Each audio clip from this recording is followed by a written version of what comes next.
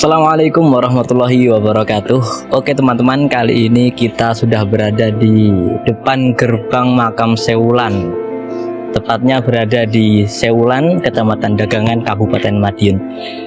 Jadi kali ini kita akan mengulik sejarah dari beliau, yakni Kiai Ageng Basyariah. Penasaran bagaimana sejarahnya? Yuk ikuti terus video kami.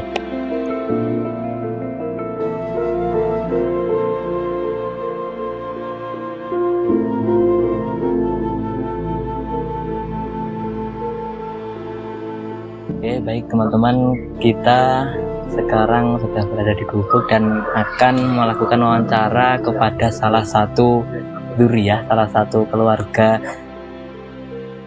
dari Kiai Ageng Basyariah, yakni Bapak Muhammad Baidawi. Nah, terus menurut dengan siapakah nih sosok dari Kiai Ageng Basyariah ini? Kiai Ageng Basyariah itu nama lakop. Jadi nama beliau setelah beliau itu jumeneng jadi Kiai Ageng Sewulan atau sekarang Kepala Perdikan. Jadi kalau dulu ya Raja Kecil. Sosok Kiai Ageng Basyariah itu nama aslinya Raden Mas Bagus Harun. Ya. Beliau juga Sayyid. Makanya nek wong Jawa ora Sayyid malih Said. Ya kita wong Jawa enak sing Mbah Sayyid, enak Mbah Said. Nah, Sayyid Bagus Harun. Beliau itu mondoknya di Tegalsari. Jadi kehidupannya mulai kecilnya ya di Ponorogo. Ning kelahiran dari Keraton Kartosuro. Nah, kelahiran dari Kartosuro sana, terus istilahnya hijrah ke Ponorogo bersama Eyang Nolojoyo yang menjadi bapaknya ya. Terus mondok di Tegalsari pada Mbah Muhammad Besari. Dalam Tegalsari sendiri Mbah Muhammad Besari sedo kan 1747. Ya, kok didelok referensine. Kalau pondok Tegalsari pondoknya berdirinya berdasarkan prasasti batu itu ya, itu kan 1717 Masehi. Jadi nek umure wong mondok itu umumnya kan ya mulai kapane cah MI lah ya lah.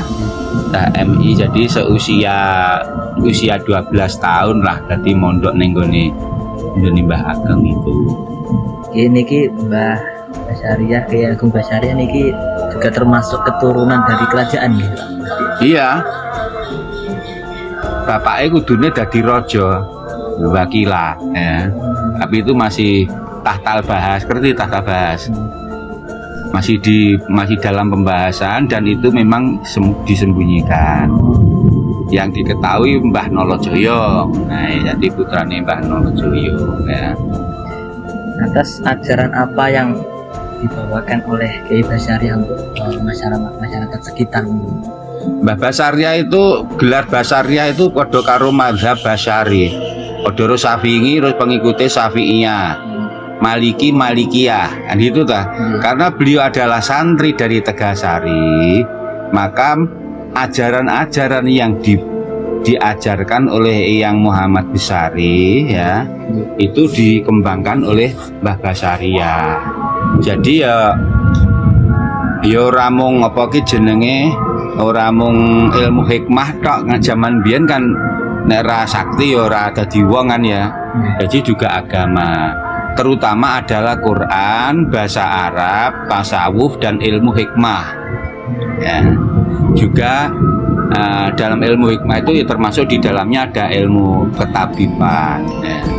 Jadi yang dikembangkan atau yang diajarkan oleh beliau di pesantren Sewulan ini itu adalah ajaran-ajaran yang diajarkan oleh gurunya, yaitu Mbah Muhammad Besari. Makanya beliau Mbah Basyariah terus menggunakan Basyariah. Nama aslinya kan Raden Mas Bagus Harun. Juga beliau bergelar bangsa Arya. Nek bangsa Jawa kan bangsa Arya. Terus di bahasa Arab kan karena kebetulan juga masih santri dari Tegasari, Basaria. Basaria itu dari lakop Mbah Muhammad Besari atau Madhab Besari, ya, Madhab Ki Ageng Muhammad Besari. Dan juga diambilkan dari nama gelar beliau yaitu bangsa Arya. Ya. Bangsa Arya itu adalah bangsawan, orang-orang keraton dulu itu mulai terah Demak, Pajang sampai Mataram itu pakai gelar Arya. Nah, sampai sekarang yang masih pakai gelar Arya ya kalangan bangsawan, kalangan pangeran, misalnya KGPH Kanjeng Gusti Pangeran Haryo, KPH Kanjeng Pangeran Haryo, RMH Raden Mas Aryo. Apakah ada lembaga pendidikan yang didirikan oleh beliau? Pesantren dulu dengan sekarang, sampai jangan memandang pesantren dulu itu seperti sekarang yang ada gedungnya, sistem pembelajarannya seperti madrasah, ya tak? Kalau dulu tidak seperti itu. Jadi sistem pesantren dulu itu penduduknya adalah para santrinya. Seorang kiai membuka daerah, kemudian tanahnya itu menjadi tanah merdeka. Siapa yang masuk menjadi penduduknya di situ itu adalah santri beliau. Makanya orang-orang yang nyantri di situ istilahnya adalah magersari, orang yang dari luar masuk atau derek ikut pada Kanjeng Kiai untuk ngaji. Nah, lah bekalnya ngaji apa? Di situ oleh Kanjeng Kiai diberi tanah. Kayak garapen ngenen urip neng kowe kudu ngaji lan neng masjid. Tugas-tugas neng gone desa kowe yang melaksanakan. Jadi sistem mondok dulu itu tidak seperti zaman sekarang kayak Gontor, Tebu Ireng, ya ta, Maya, Wali Songo, ya ta, Denanyar, Grapiak dan sebagainya. Jadi kalau dulu ya seorang kiai itu juga punya badal, ya. Badal dari santri yang senior itu dijadikan badal. Lah otomatis ngaji di masa lalu langsung tatap muka, banyak sorokan, setoran, kan gitu ya. Lah makanya dasar utamanya adalah bahasa Arab. Ya mulai mungkin ya dimulai nahwu sorope ya atau imriti umpamane ya. Pamane imritine terus apa ki jurumiyah ya ta, sampai ke alfiyah, sampai ke balaghah, sampai ke manteknya. Nah ini kan dasar. Kalau ini sudah kuat ngaji karek sorokan ya sisa ta wis ora dadak kangelan. Jadi istilahnya Mbah Yai atau badalnya menerangkan itu wis jelas gampang. Jadi mungkin kalau ada hal-hal yang masih muskil belum dipahami oleh santri itu baru dijelaskan. Jadi sistem ngaji dulu tidak sama dengan zaman sekarang. Makanya dulu tidak disebut pondok tapi paguron. Seperti Tegasari juga disebut Paguron Gebang Tinata, ya, paham ya? Nah, termasuk cucunya Mbah Muhammad Besari, yaitu Mbah Kasan Besari itu adalah santri dari Sewulan, santrinya Mbah Mbah Bagus ya, Harun atau Mbah Basaria.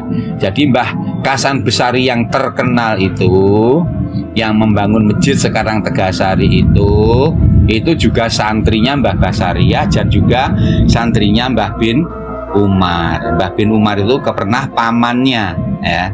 Mbah Basaria itu wakila kalau di dalam catatan Sewulan, ya. Mbah Nyai Basaria itu juga putranya daripada Mbah Muhammad Besari dari istri yang pertama. Namanya Siti Khotijah atau nama gelar keratonnya Nawang Wulan. Raden Ayu Nawang Wulan yang dimakamkan di Pulau Sari.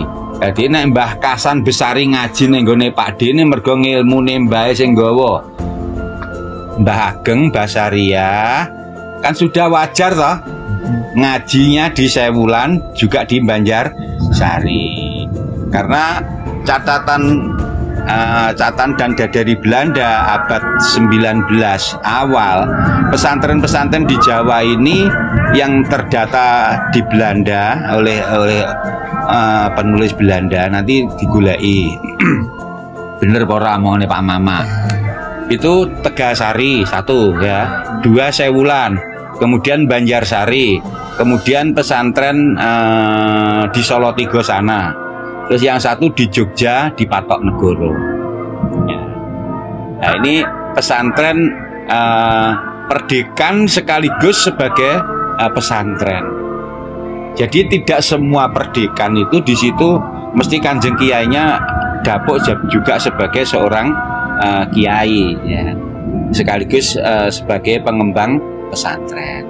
Jadi catatan Belanda di Mataraman ini hanya ada 5. Lah Ponorogo setelah perjanjian Giyanti bukan wilayah Surakarta, bukan wilayah Ngayogyakarta, tapi mengikuti ikut wilayah Surakarta. Lah kalau Sewulan, Medion, ya Caruban itu ikut ke Yogyakarta. Secara kewilayahan administrasi kedekatannya. Ini yang terakhir, adakah situs peninggalan dari Kiai Ageng Basaria yang ada sampai sekarang? Yo situs yang ketok iki masjid toh. Situs yang benda mati itu masjid dan makom. Situs yang masih berjalan, yang masih selamanya masih tetap ada adalah Duri. Jadi Duria itu situs berjalan, situs hidup. Kalau tidak punya keturunan berarti situsnya hanya barang, benda mati ya kan. Bisa berupa manuskrip, ya, bisa berupa tanah, terus dinamakan desa, ya ta. Bisa berupa bangunan, misalnya joglo seperti Tegasari, masjid, makom itu situs. Nah, yang paling utama adalah situs Durian. Nah, ini karena apa? Yang meneruskan cita-cita, yang meneruskan perjuangan, yang mewujudkan cita-cita dan perjuangannya leluhurnya ya Duriannya. Jadi situs itu tetap enek. Walaupun bangunannya sudah tidak ada, kalau masih punya keturunan, pamane di Tebireng ada, di Ponorogo Umbruan, di Medion banyak. Lah iya situs. Paham ya? Ada lagi bahwa beliau itu menciptakan seni budaya Islami. Nek zaman saiki kan kadroan, Al-Habsyi umpamane, Abanjari umpamane, Ishari itu baru masuk di Jawa ya. Itu sekitar awal abad 90 atau akhir abad 19. Kalau dulu seni Islami ya gembrung, sholawat khotaman Nabi. Kalau Mediunan sini, Mbah Ageng Mbah Muhammad Besari itu menciptakan syair-syair lagu yang namanya syukur. Ya, syukur itu yang menciptakan Mbah Ageng Mbah Muhammad Besari, Tegasari Ponorogo. Lah saiki jek enak pokoran ning Tegasari atau di Ponorogo. Kalau Mbah Basaria santrinya menciptakan sholawat khotaman Nabi. Syukur itu isinya tentang penciptaan mulai Nur Muhammad sampai datangnya lahirnya Kanjeng Nabi, dan juga ajaran tasawuf. Kalau sholawat khotaman Nabi itu isinya tentang Isra Mi'rajnya Kanjeng Nabi Muhammad, kemudian rukun Islam, rukun iman, dasar-dasar tentang tasawuf, tentang takbiratul ihram itu harus bagaimana, sholat yang benar itu harus bagaimana, itu terangkum di dalam sholawat khotaman Nabi. Jadi yang menciptakan sholawat khotaman Nabi itu adalah Mbah Kiai Ageng Basaria Sewulan. Dan sekarang masih berkembang. Di Madiun ini kebetulan saya ketuanya majelis se-Kabupaten Madiun ini ada yang masih eksis, ada 67 grup sholawat Khotaman Nabi. Dan yang Ponorogo ijik ora gembrung iki lah karek generasi sampean mestine kalau Islam ahli sunnah wal jamaah ala Jawa, pesantren-pesantren di Jawa ora Wahabi loh ya, ora aliran Wahabi, aku nggak ngomong itu, mestinya mempertahankan ini gembrung karena ini dari Wali Songo. Apa zaman Wali Songo Kanjeng Sunan Kalijogo ya Hanan ya Hanan ya Hanan, kan enggak lah.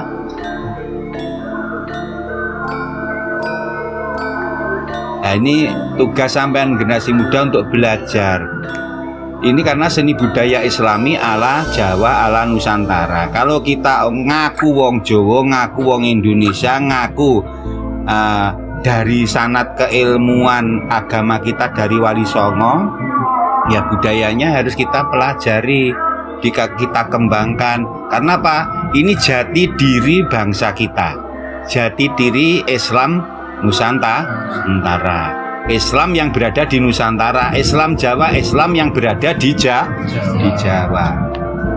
Dan yang nganggo bahasa Arab kaya godak, nek ora diterjemahne nganggo basa Jawa, ya kan? Kalau tidak diterjemahkan sesuai dengan bahasa dan lingkungan Jawa, ya ndak akan berkembang. Alhamdulillahirabbil alamin. Pokoknya tulisan ini alhamdulillahirabbil alamin, rasa mbok terjemahne rasa ngerti umpamanya, ya gak bakalan bisa memahami tentang Islam. Makanya harus ditafsiri, diterjemahkan, ditafsiri oleh para ulama Nusantara. Otomatis beliau sudah menguasai ilmu alatnya, ya toh? Mulai nahwu, sorof dan sebagainya, balaghah, hadis, sehat, apa sampai berapa ribu hadis, ya gitu lah. Mesti yo hafid, tafsiri otomatis iso nafsiri. Nah, inilah penting. Orang ngundang Habib Syekh 150 juta, ya lah. Terus seni budayanya sendiri dipateni, dianggap ketinggalan zaman ortodok. Padahal itu kalau untuk zikiran enak sekali. Saiki pujian umpamane la ilaha illallah, la ilaha illallah, cengkok Jawa ta ini. La ilaha illallah al-malikul hakul mubin Muhammadur Rasulullah Shadiqul wa'adil amin. Ini lagu rasa nganggur perasaan dengan penjiwaan. Bisa-bisa kita dengan melantunkan zikir ini dengan lagu ala Jawa tembus ning kalbu sambrebes. Ini kaya guyam, kaya ngusah manuk la ilallah. Akhirnya malah keliru paling la. Ya kan? Ora menafikan makna yang sesungguhnya lah. Malah la. La ilah.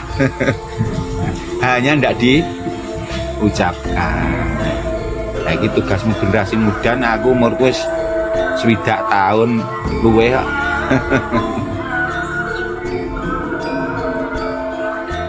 Gembrung apa ki manakipan apa ambio barang iki dipelajari.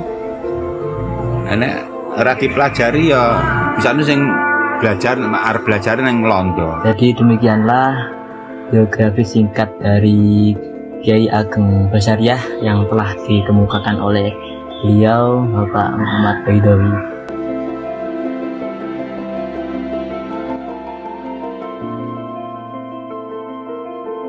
Oke, baik. Jadi kesimpulannya dari apa yang telah diwawancarakan tadi, jadi Kiai Ageng Basyariah atau nama asli dari Raden Mas Bagus Harun, yaitu ia adalah putra dari Ki Ageng Nolojoyo Adipati Ponorogo pada akhir abad ke-17 Masehi di bawah naungan Kerajaan Mataram. Jadi meski diasuh dalam keluarga ningrat, akan tetapi beliau ini sejak kecil sudah mondok dan berguru kepada Kyai Ageng Besari Tegal Sari. Seperti itu. Ki Bagus Harun ini berguru dengan mempelajari yaitu tasawuf, tarekat, yaitu lebih khususnya yaitu Naksabandiyah, Satoretiyah dan Akmaliyah. Yaitu jadi seperti itu. Ya, berguru di Kyai Ageng Besari. Jadi selama beliau berguru di Kyai Ageng Besari Tegal Sari, beliau dikenal sebagai murid yang alim, tawaduk, dan menjadi salah satu murid kesayangannya Kyai Ageng Besari. Dan untuk peninggalannya yaitu bisa dilihat di belakang saya, yakni Masjid Ageng Basyariah, yaitu salah satu situs peninggalannya. Jadi apa yang dikatakan oleh beliau tadi ketika wawancara yaitu Pak Muh Baidowi, situs peninggalan bukan hanya dari fisik, bukan hanya dari benda mati, akan tetapi situs peninggalan juga berupa benda hidup atau dzuriyah atau keluarga. Seperti itu apa yang dapat diambil dari beliau tadi ketika wawancara. Jadi kita sebagai generasi muda harus bisa melestarikan ajaran, melestarikan budaya dari leluhur-leluhur kita. Jangan sampai kita melupakannya. Jas merah, jangan lupakan sejarah, kita melek sejarah. Assalamualaikum warahmatullahi wabarakatuh.